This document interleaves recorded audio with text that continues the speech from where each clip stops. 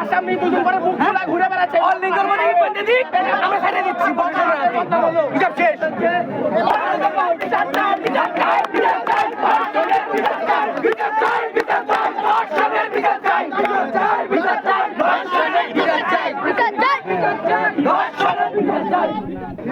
পাশেই একটা 6 বছরের শিশু, এটা ধর্ষণের একটা অভিযোগ ওই শিশুও বলেছে, বা ওই ওটা নাকি ডাক্তারের যে আলট্রাসাউন্ড করে ওটা ধর্ষণ হয়েছে এই মর্মে বলে রিপোর্ট হয়েছে।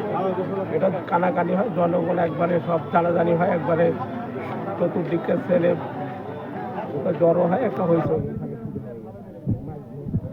তারপর পুলিশে গাড়ি এটা নিয়ে চলে গেল।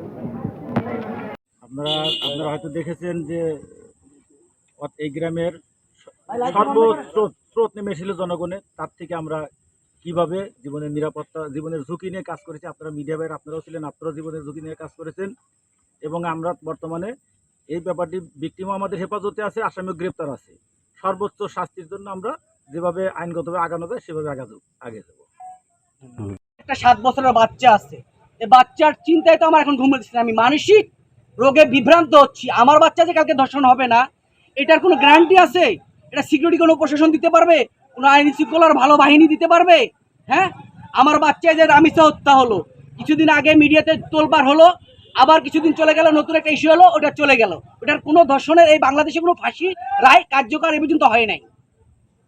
ধর্ষণকারী আমরা চাই দিবালোককে মানুষের সাম্যকে ধর্ষণকারীর ফাঁসি হোক, তাইলে দেশে ধর্ষণকারীরা ধর্ষণ করতে তার ইচ্ছু হচ্ছে কলজাতে কাঁপবে।